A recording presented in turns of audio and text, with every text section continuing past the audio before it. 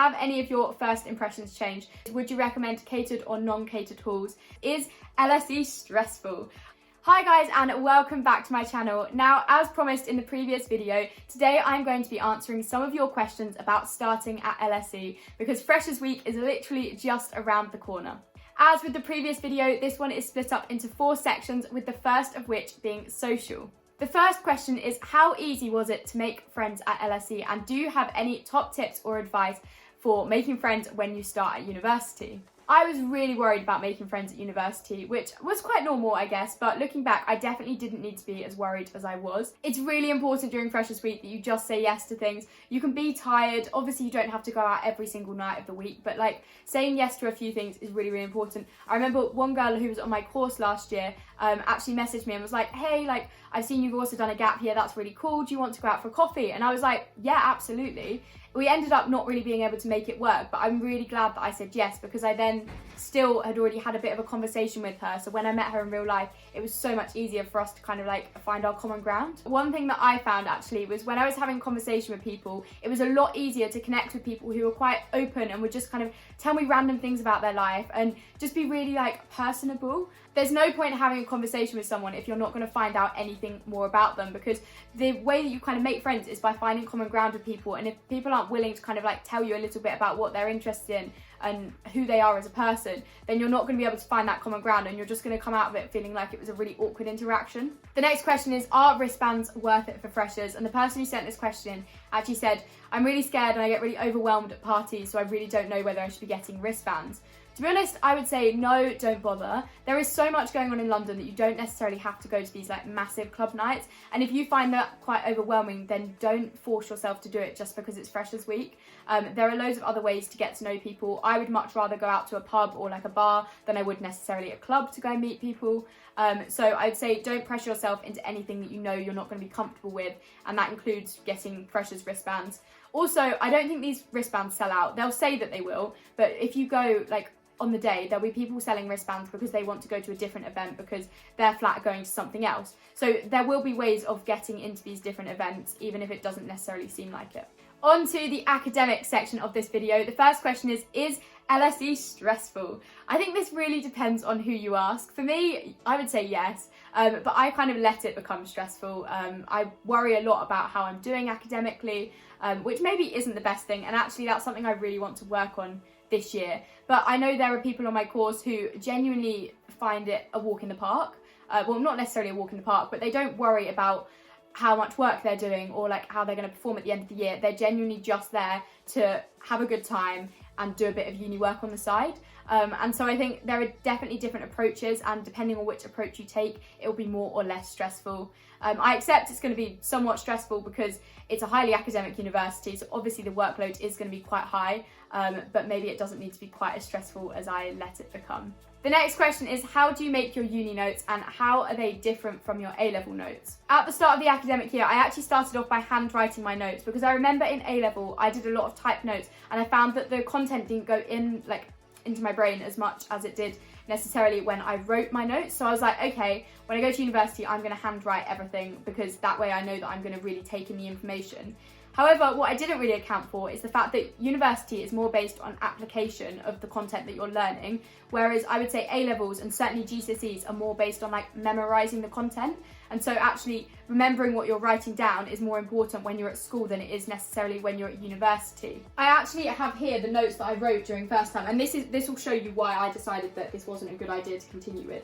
So basically, I would end up writing my notes, but the way that university works is you'll get a lecture and then you'll have some additional reading, which you'll either do before or after the lecture, depending on how organised you are that week.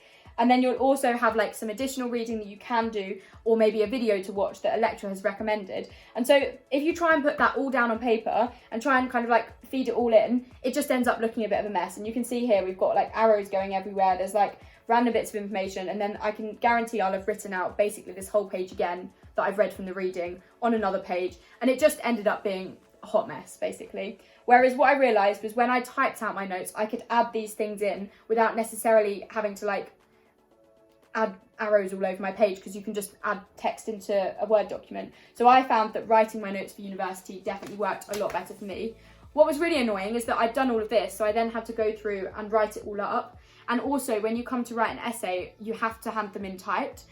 So I couldn't copy and paste from the notes that I'd been making during first term because I'd written them all by hand. So when I wanted to use something that I'd written in my notes, I couldn't just copy and paste and then like reword it or like copy stuff across into my like essay plans. I had to actually type it out, which just made the whole process a whole lot more laborious. So I know the question wasn't really what tips do you have for writing notes, but my top tip would be just go in with your laptop from the start. You can always flick to paper notes, but it's a lot harder to go the other way. The next question is, at what point could you add the language option to your degree? So you actually do this when you pick your modules for the year. So this, I think for first years, is happening in the first few weeks of September or like after A-level results day. So it happens kind of post August 15th or whatever.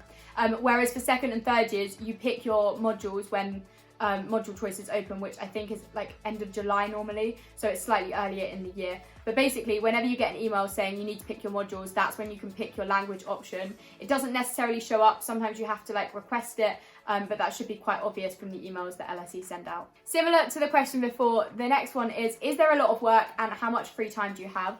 So yes, there is a lot of work. If you've watched any of my videos, you'll see I work probably from about 9 in the morning till 5 in the evening, most days I would say on university. I probably work later on some of the days, but that's because I procrastinate and mess around in the middle of the day.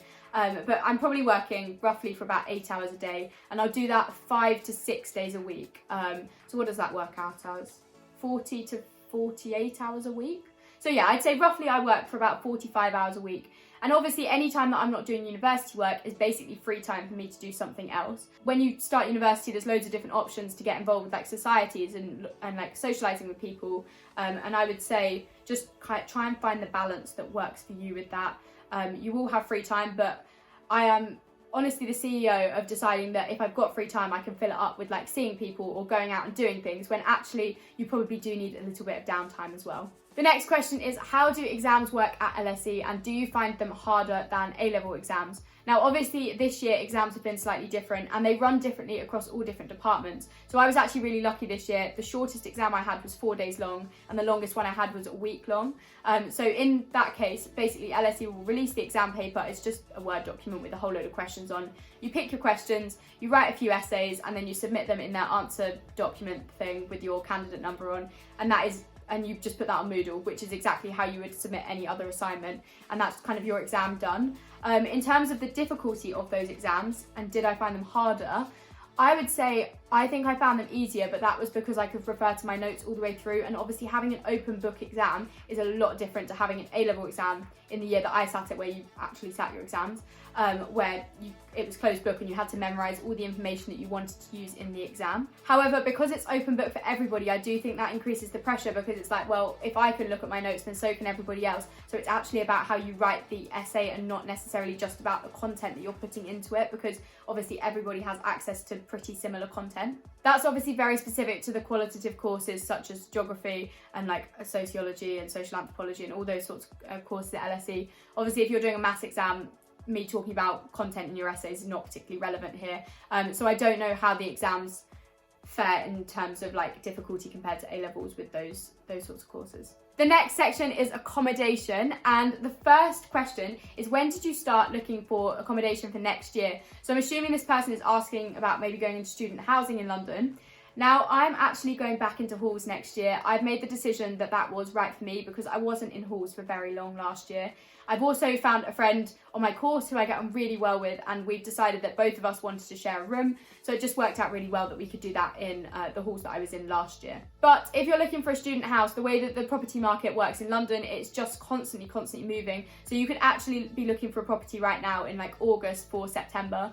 You don't have to plan things way in advance, which I guess is a really good thing, because if I did decide now, or like maybe a couple of months ago, that I wanted to move into a house, I wouldn't be too late to kind of sort that out, where you would be in some other cities in the UK. And the next question is, why did you choose to live in halls and why didn't you live at home? So for those of you who don't know, I live in Essex, which really isn't very far from London. It's one of the home counties and it's quite a big like commuter town where I live.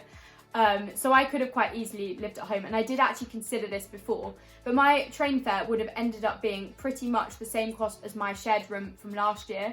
And I decided that actually having a bed in London, even if I only used it 5 nights of the week, was just as financially viable as getting the train up every day, and it's not as tiring to have to travel for like an hour and a half necessarily as it is to walk 25 minutes to university. So it just made sense for me to have a bed and in London. And also my halls was catered last year, so not only did my like £100 that it would have cost me a week, not only did that include my actual bed and like my accommodation, it also included a meal every single night of the week. Also, I did envision last year, I mean pre-COVID, that I would be going out a lot more in the evenings and like meeting people, and that's kind of when my social life would be. And if I have to kind of get an hour and a half train home, it means that I have to come home a bit earlier. And so in terms of my social life, I decided it would probably be better for me to live in London. Linked to that, the next question is, when do you find out about your roommate in halls? At LSE, this is literally the moment that you walk through your door to your room for the first time, which I think is super, super late. The reason they do it is so that they can switch things around at the last minute.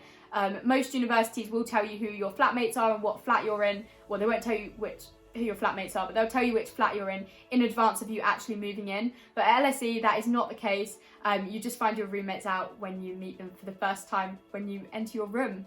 And actually, fun story here. So one of my roommates last year was third year, and she decided that she did not want to be around for our like crazy first year freshers, which actually ended up not being very crazy because of COVID.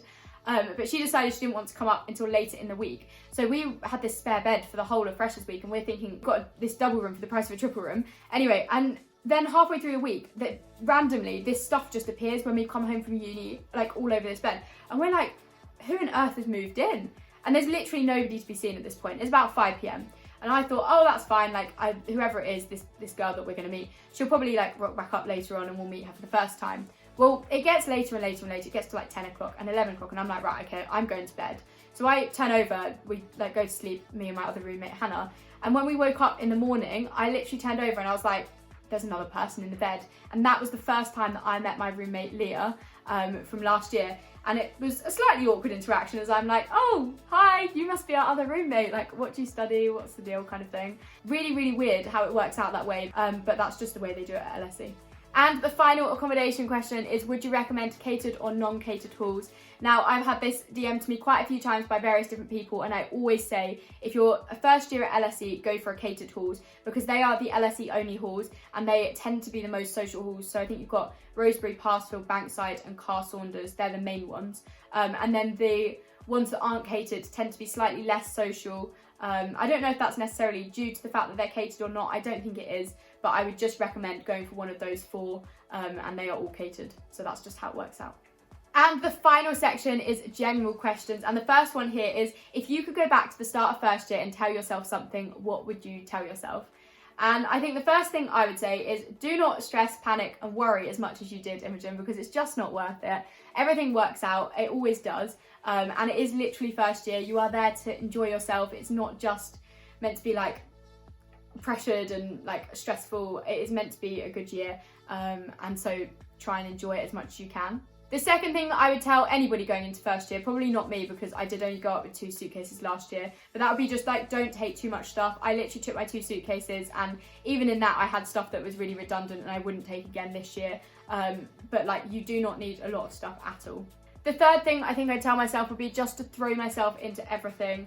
I was really worried about being tired and kind of burnt out and things, but actually, like university is a bit of an experience. Like, there's a reason they call it the university experience. Like, it is a bit kind of like full on, and then you have these really like long holidays where you just have loads and loads of downtime, and that is just how it's meant to work. So I think making the most of those like 10 or 12 weeks or however long your terms are, of like opportunities and things like that is really, really important. And the final thing I'd tell myself is to use office hours, make the most of what university is giving you, because you're paying a lot of money, whether you're an international student or a home student. It's costing you a lot, so you may as well make the most of it.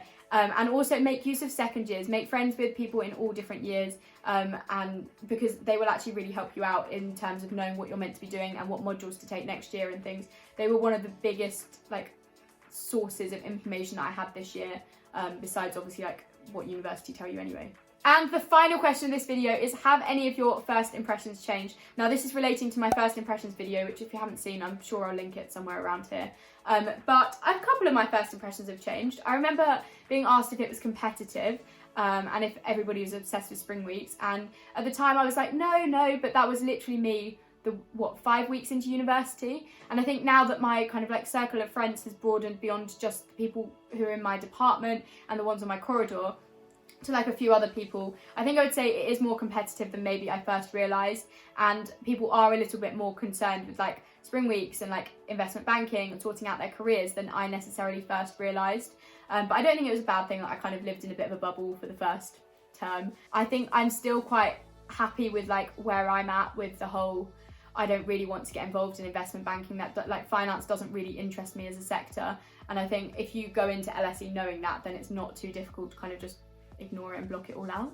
Thank you so much for watching this video. I don't think I've got anything more really to say apart from give this video a massive thumbs up, subscribe to my channel down below to see more LSE content and more like answering questions about LSE. If you ever do have a question, you can just send me a DM on Instagram, or you can put it in the comments down below and I will always get back to you.